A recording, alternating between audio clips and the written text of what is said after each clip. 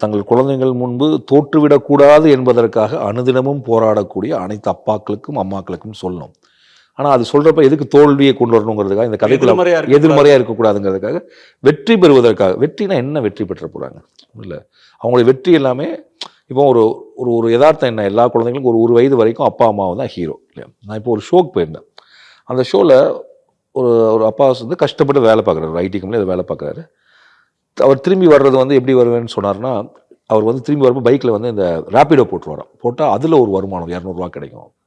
So extra money எதுக்குன்னா, அதுக்கு ஒரு 2 வண்டி ஓட்டினா பையன் ஏதாவது கேட்குற ஸ்நாக்ஸோ ஏதோ ஒன்று வாங்குறது பயன்படும். திடீர்னு எக்ஸ்ட்ரா ஒன்று கேட்டானா சாட்டர்டே சண்டே கூட ரேப்பிடோ போட்டுருவேன் அப்படின்னாரு. அந்த ஷோவில் இருந்த பையன் அதை கேட்டு அழுதுட்டான். அவனுக்கு என்னன்னா, தான் அப்பா ரேப்பிடோ ஓட்டுவாருங்கிறத விஷயத்தை அது முதல் தடவை கேள்விப்படுறான். அவனை பொறுத்து அப்பா ஐடி இன்ஜினியர் ஏதோ நினச்சிட்டு இருந்திருக்கான். ஸோ இதை கேட்குறப்ப அவனுக்கு வந்து அது வந்து ஒரு ஹியூமிலியேஷனாக மாறுது. தன் அப்பா உலகத்திற்கு முன்பு தலை குனிந்து நிற்கிறாரே, தன் அப்பா நம்ம நினைக்காத ஒரு வேலையை, அந்த வேலையை நம்ம குறையாக சொல்ல அப்படின்னு அந்த பையன் நினைக்கிறான். அப்போ எல்லா குழந்தைங்களுக்கும் அவங்க அப்பா கம்ஃபர்டபுளாக இருக்கணும், நம்ம அப்பாவை இந்த உலகத்தில் இருக்க எல்லாரும் மதிக்கணும், நம்ம அம்மாவை எல்லாரும் மதிக்கணுங்கிறது தான் உலகத்தில் இருக்கக்கூடிய எல்லா குழந்தைகளுடைய ஆசை. அவங்க அப்படி தான் உலகத்தை பார்க்குறாங்க.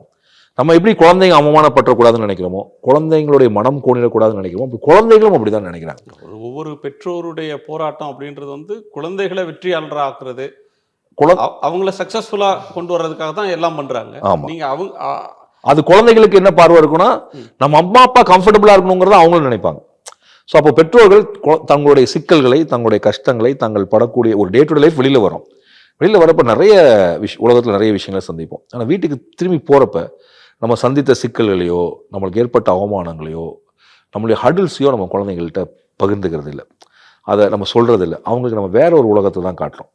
ஏன்னா நம்ம அது காரணம் என்னென்னா, நம்மளால் குழந்தைகள் இதை நினச்சி வருத்தப்பட்டுறக்கூடாது. இப்போ இதனுடைய அர்த்தம் தான், அப்போ குழந்தையினுடைய மகிழ்ச்சிக்காகவும் குழந்தைகளுடைய மனம் கோணிடக்கூடாது என்பதற்காகவும் தான் படக்கூடிய தோல்விகளை, தான் சந்திக்கக்கூடிய அவமானங்களை, தன்னுடைய பொருளாதார நெருக்கடியை தன்னுடைய குழந்தையிடம் சொல்லாமலேயே அந்த குழந்தைகளை ஒரு கம்ஃபர்ட் உலகத்தில் வச்சுட்டு இருக்கிறதுக்காக போராடிட்டு இருக்க அனைத்து அம்மாக்களுக்கும் அப்பாக்களுக்கும் இதைத்தான் நான் வெற்றின்னு சொல்கிறேன். லைக் அது வெற்றிங்கிறது இதுக்கு இமயமலை ஏறுறது இல்லை, அது ஒரு சாதாரண ஒரு சைக்கிள் வாங்கி கொடுத்தாலும் சரி, ஒரு வெற்றிங்கிறது அவங்களுடைய அளவுகோலை பொறுத்து மாறும் அப்படின்னு.